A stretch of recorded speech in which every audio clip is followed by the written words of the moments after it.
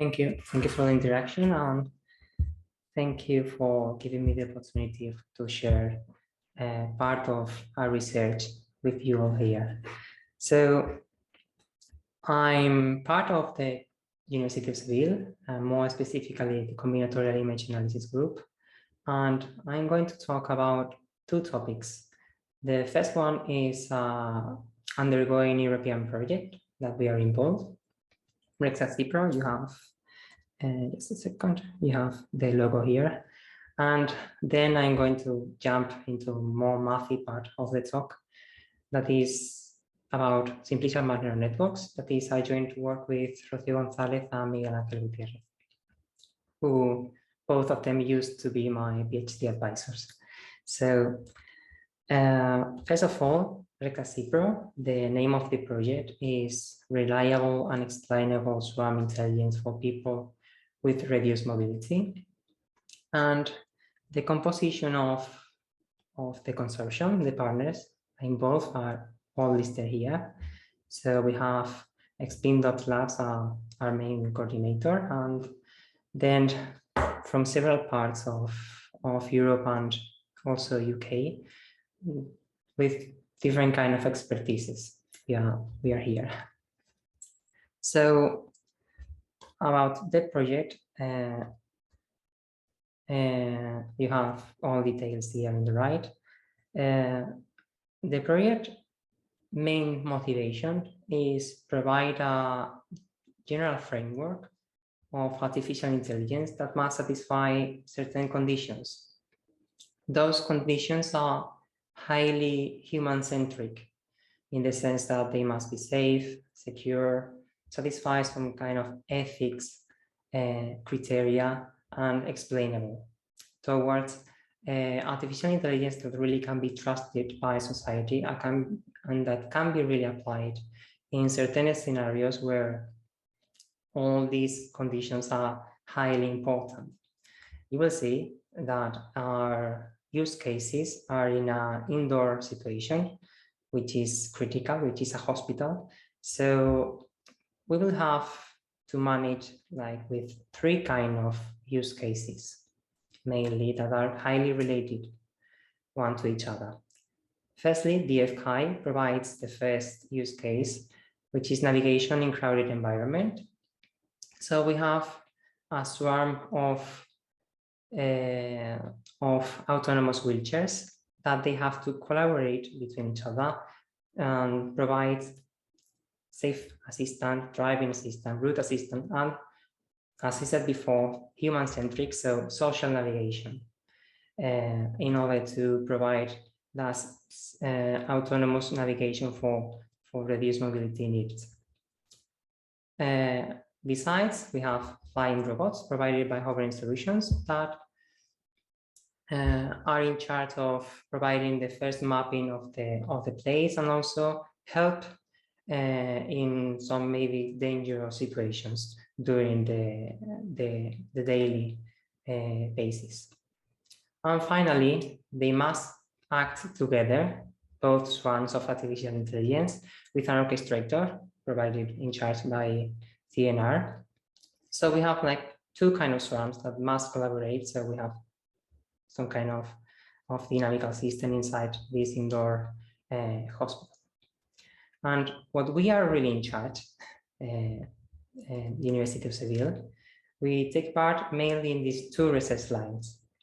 So we did long ago, I think, a topological methodology in order to provide dataset size reduction, in the sense that when you have a huge amount of dataset, it doesn't really need to be high quality dataset, or there may be redundant data that you don't really need in order to provide enough information for artificial intelligence to be trained. So what we proposed is to find some kind of subset of a given dataset such that they keep mainly shape, persistent homology, provided us the boundaries in order to set how much loss, how much information we lose, and if really the neural network needs it or not, or if it's changed or not its performance, training using that reduced dataset, which we called representative dataset, or the original one. And our other research line is the detection of critical configurations. And to do so, we will mainly apply to that dynamical system that we may have with this navigation process inside the hospital.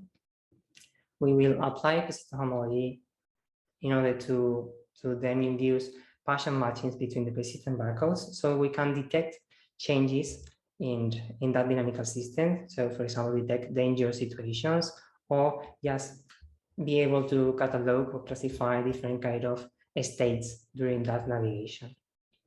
The members that are involved are all here, listed here, of a research group. And if you have more interest about us, you have the web page. So that's about the project itself. That's about the project itself. You have the web page, LinkedIn if you have, and contact information. So there may be vacancies or collaboration possibilities, so stay tuned about it. So ending the promotion part, let's go to the mathy part of the talk. So when the origin of Simplicial-Map Neural Networks came from the universal approximation theorem, which is a classic theorem by Seville and Hornick. I don't really know who was really the beginner. And it claims that once you have a continuous function, you can approximate that continuous function with just one hidden layer neural network. That would be the idea. So for any continuous function, you can find a one hidden layer neural network that can approximate as close as you desire that continuous function. However, when we started with that, we didn't find good constructive approaches, or we didn't really know if it's really easy to train that kind of neural networks, or if the number of neurons that you need increase exponentially, which may be the case. So we thought that maybe we could give some kind of combinatorial interpretation to the problem in order to provide some insight and some new results. So what we applied here, and our main combinatorial structure are going to be simplicial complexes. I'm going to recall a little bit about simplicial complexes. So a simplex is an affine combination of points. So for example, if you have this, oops, just a second. Okay. So if we have this triangle, that would be the sum of lambda 1a plus lambda 2b plus lambda 3b, and the set of all these points will provide you the simplex when you have the sum equals to 1 and all greater than 0. That will provide you a simplex. 0 simplex will be vertices, 1 simplex will be edges, 2 simplex triangles, and so on, tetrahedron for higher dimensions, as far as you can go. So once you have a simplex, you can have a set of simplices, which is called a simplicial complex. And a simplicial complex is just a set of simplices such that they are close undertaking phases and that they don't have improper intersections. Okay, so a phase is just a simplex containing another one. So for example, if we focus on the same triangle, we would have that this edge is a phase of that simplex. And for example, if you focus now on that edge, a phase would be A and B. The two vertices are phases of that edge. Then maximal simplices. A maximal simplex is a simplex of higher dimension that is not containing a higher dimensional one.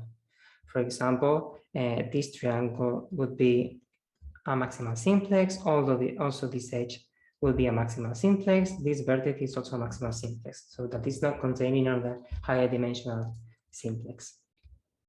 And when you have a simplicial complex that such that all its maximal simplexes have the same dimension, you will call it a pure simplicial complex. So for example, if there are all triangles, all tetrahedra, or whatever, this example is not a pure simplicial complex, for example. And then the E star, the star of a simplex, is the set of simplexes that it is face of, and its faces. Intuitively, it's like the ball, the combinatorial interpretation of a ball. So for example, you have the face of that, and the face and the star of that vertex will be all these simplex, will be the closest star of J. That's about simplicial complexes. Once we have this combinatorial structure, that will be our main tool in order to define simplicial neural networks. We can also create more simplices once we have a simplicial complex, applying barycentric subdivisions. So there are several types of subdivisions. One is barycentric subdivision. Barycentric subdivision is just barycentric of each of the simplexes, and then you just expand. So for example, in this case would be the barycenter of the triangle, barycenters of each of the edges, and barycenters of the points, which is the point itself. And then you have the first barycentric subdivision of the simplex. And you can apply it as many times as you want, iteratively. The problem is that the number of simplices increases exponentially, so you may not want to apply many barycentric subdivisions. Okay, and you also can define functions between these simplicial complexes. So first of all, you need a vertex map, which is a map defined between the vertices of simplicial complexes. So that, for example, this one that you have here, B1 goes to here, B0 goes here, B2 goes to the same place that, such as B1. The thing is that it must satisfy that if you have a simplex in the input simplicial complex, it should be mapped, those vertices should be mapped to a simplex in the image. For example, here we have this triangle, this simplex, and it is mapped to this edge. That's nice, that's fine. What you can't have is a split. You can't split in order to have a vertex map. You can have, as the image, you can have a simplex of the same dimension or also lower dimensional, as this is the case. Once you have a vertex map, you can induce a continuous function by just applying a linear combination of the barycentric coordinates of the point and the image at the vertex map. So for example, you have here the barycentric coordinates in respect to B0, B1, B2, and you apply the linear combination with 5 applied to B1, B0, and B2, like you have here. And that is called a simplicial-map, which is a continuous function induced by the vertex map that is defined between two simplicial complexes. And a nice property that you have with simplicial maps is first that the composition of simplicial maps is also a simplicial map, and also that there's a classic result that claims that given any continuous function, you can approximate it with a simplicial approximation. That's the result by Bauer. So if you have a continuous function G between two simplicial complexes, the geometric realization of them, like we have here, the blue line, then you can find applying enough barycentric subdivisions in the input simplicial complex, you can find a simplicial approximation. And a simplicial approximation, it's just a simplicial map that satisfies the star condition that we have here. So let me change it. So, for example, let us focus on the vertex A. Its closest star is this one.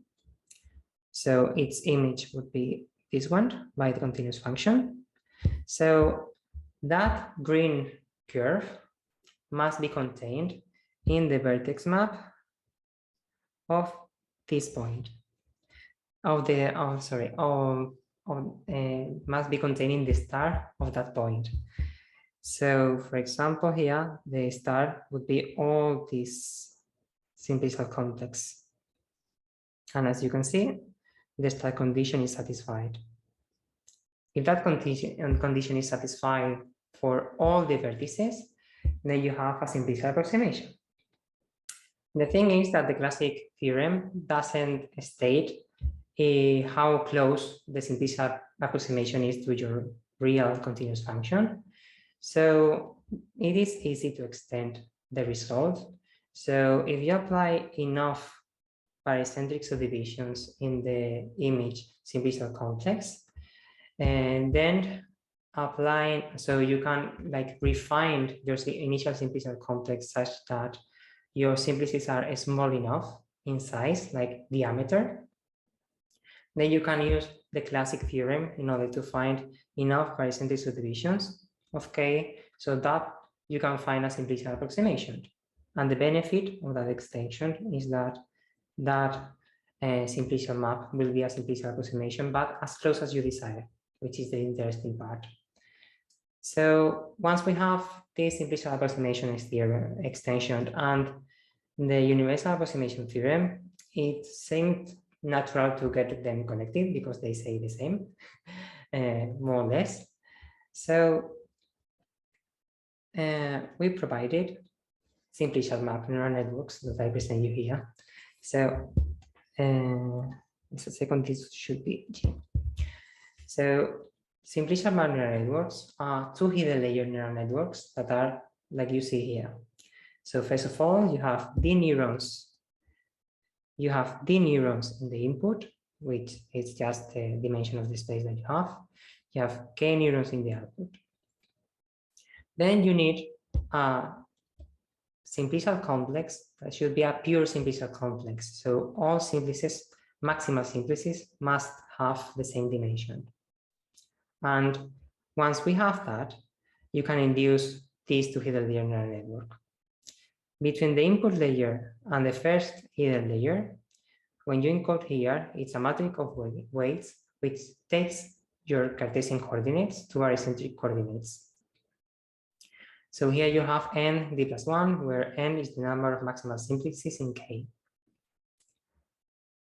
Here, between the first hidden layer and the second hidden layer, you encode your simplicial map.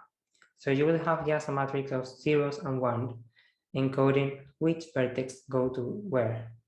And you will induce there your continuous function, your simplicial map, which is, if you have found a simplicial approximation, would be a simplicial approximation as close as you desire to G. Of course, if you have applied many barycentric subdivisions, because you want your simplicial map to be really close, you will have many simplices and many neurons in this case. And after that, you just get back from barycentric coordinates to Cartesian coordinates. So that's constructive.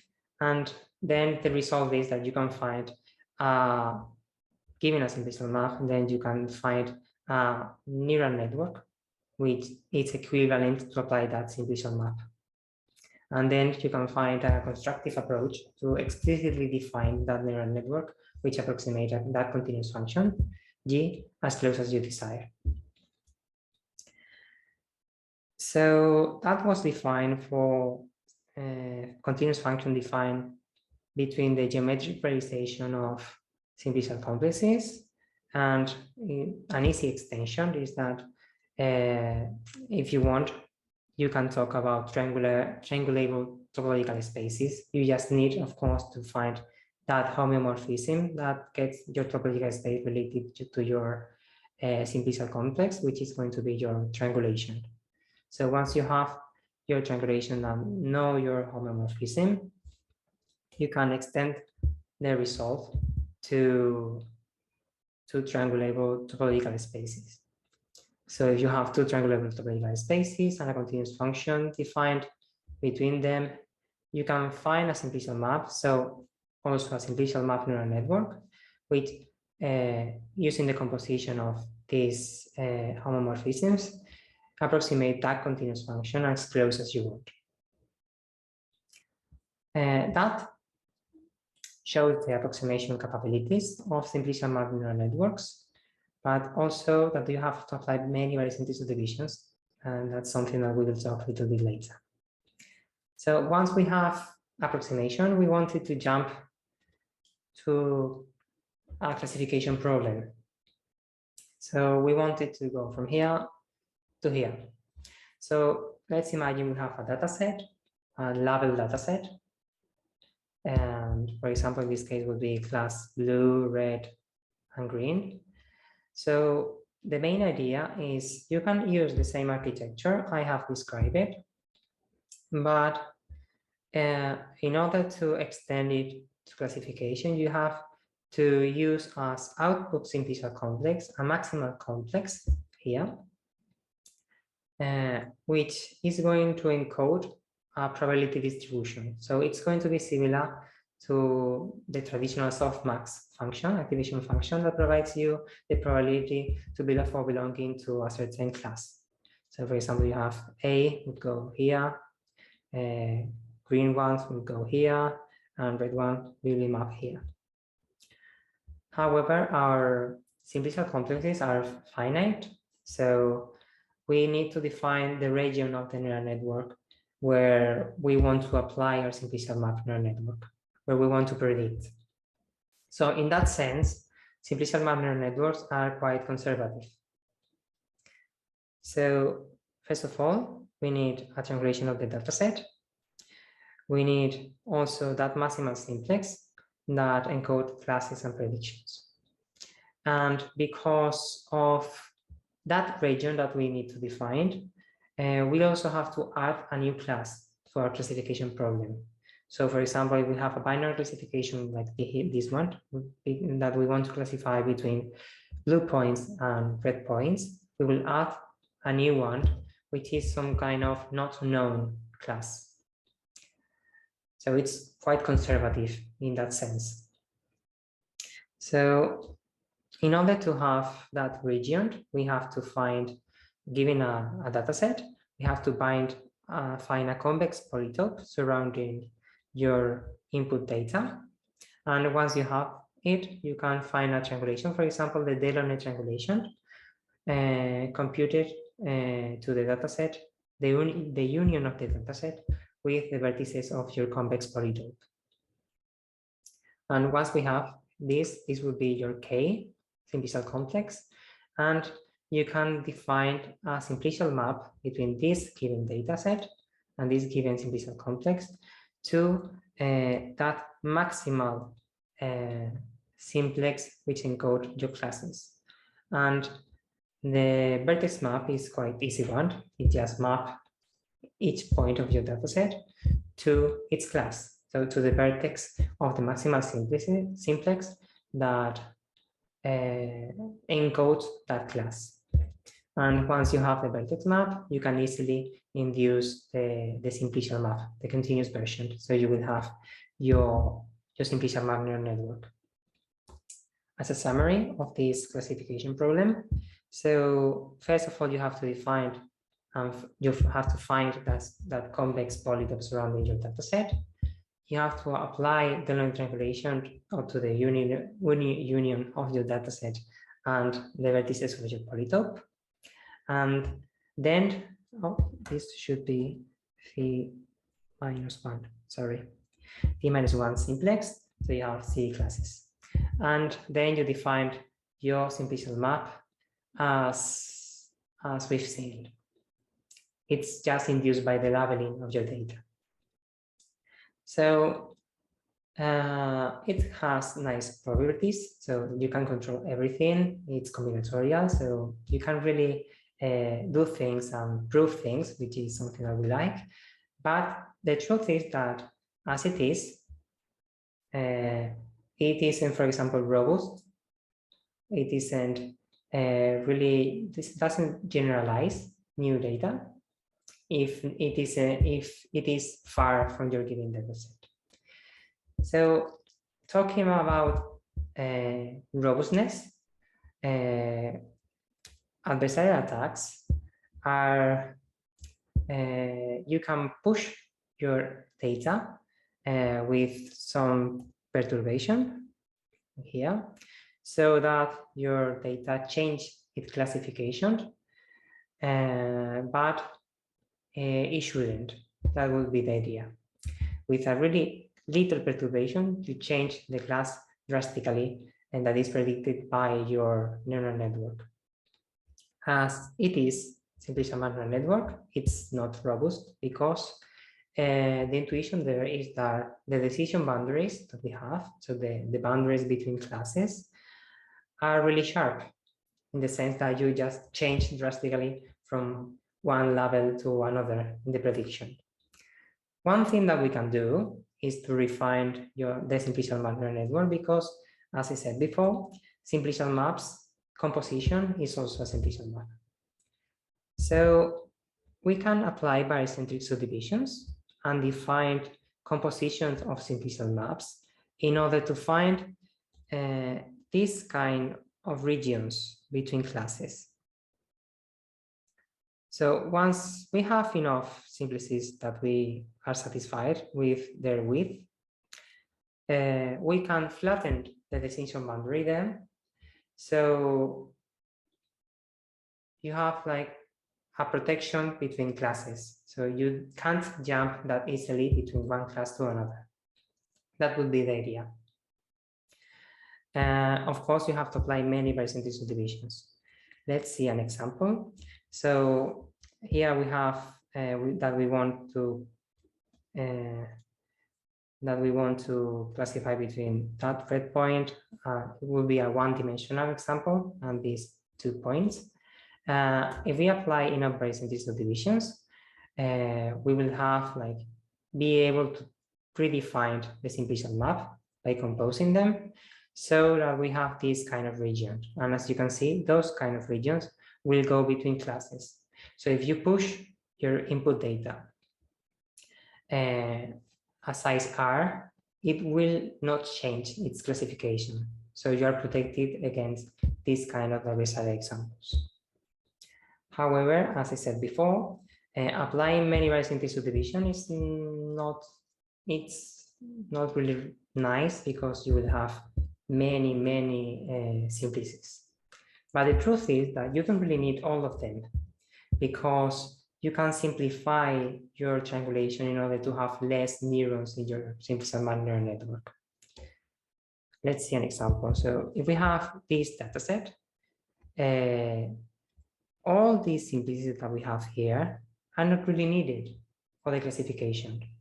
So you can really cluster your data so that the induced Simplicial-Map neural network that we have in one or another perform exactly the same in your given dataset and outside your given dataset. What you need to do is just keep those simplicial complexes or those simplices in your simplicial complex whose vertices don't belong to the same class. For example, here you have blue and green. Here you have blue and red. Here you have blue, red, and green. So all those simplices that had all its vertices of the same color, you can erase them. You don't really need them for the classification. So you can remove plenty of neurons. Of course, there are some configurations like this one that will not let you remove any kind of simplices because they are not simplices to be erased.